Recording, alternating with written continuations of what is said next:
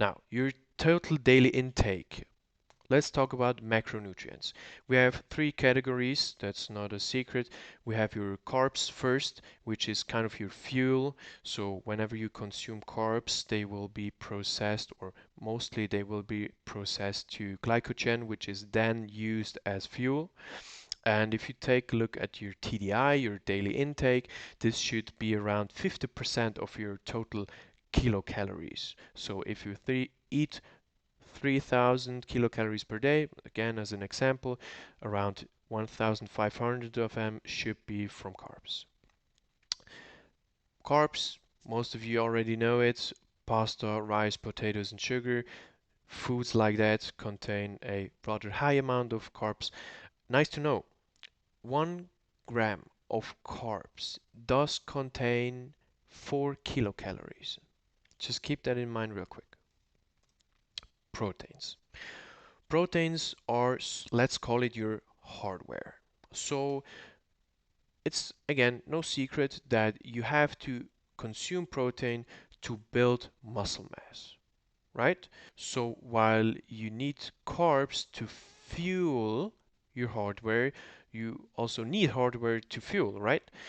And your proteins should be around 20 to 30-ish% of your total daily intake. There are also different references. The current evidence suggests roughly 1 to 6 to 2 grams of protein per kilo body weight per day. Obviously, it's a little bit different for each person. Again, if you need some kind of basic nutritional guideline here, just hit me up real quick. If you need to get some protein in, just consume meat, fish, also plant-based protein, for example beans. That are really a lots of foods that can help you get your daily protein goal covered. Again here, per gram of protein, 4 kilocalories. Keep that in mind. Last but not least, fats.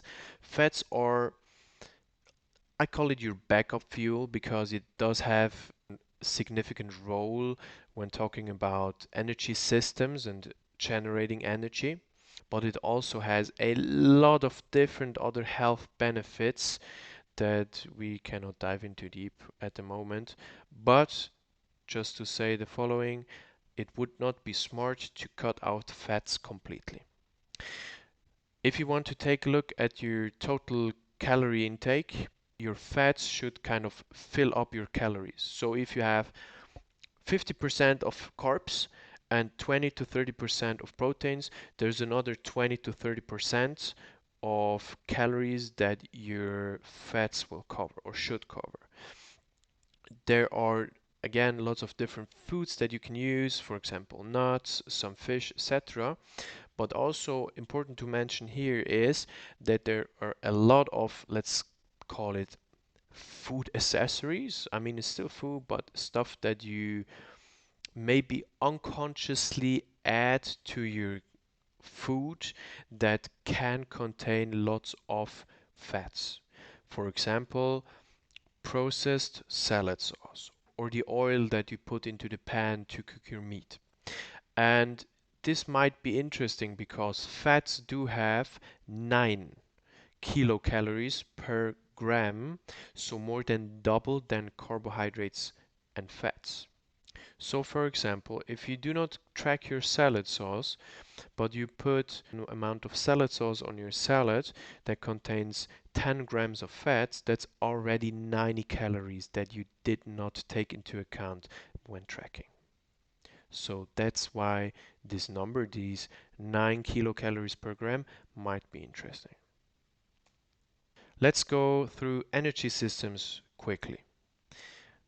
In this scheme, you can see 4 energy systems. On the bottom end, you can see the duration of your training, for example.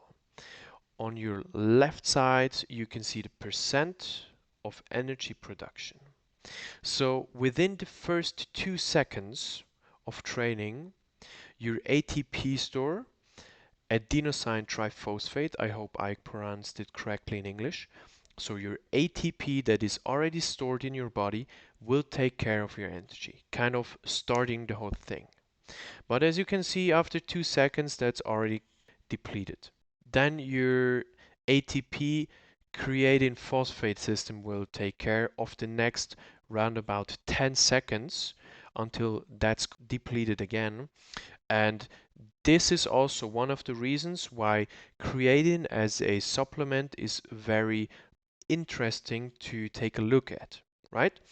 This is the point where your next energy system, your lactic acid system, starts producing the most amount of energy, which is able to produce energy for about 2 minutes. And from then on, your mostly aerobic system will take care of energy production. Quick side note about conditioning. That's also why we have different approaches when training conditioning. So whenever you do so-called lactic power intervals, for example, we're mainly using our ATP system or store and our lactic acid system, while when we do steady state cardio like biking, jogging, whatever, we're in the end mainly using the aerobic system. And the glycogen, so the kind of processed version of carbohydrates, play a big role in these energy systems, as well as your fats. Especially if your intensity of the training is a little bit lower and the duration is longer, your fats will have a even more important role than, for example, in the weight room. Okay,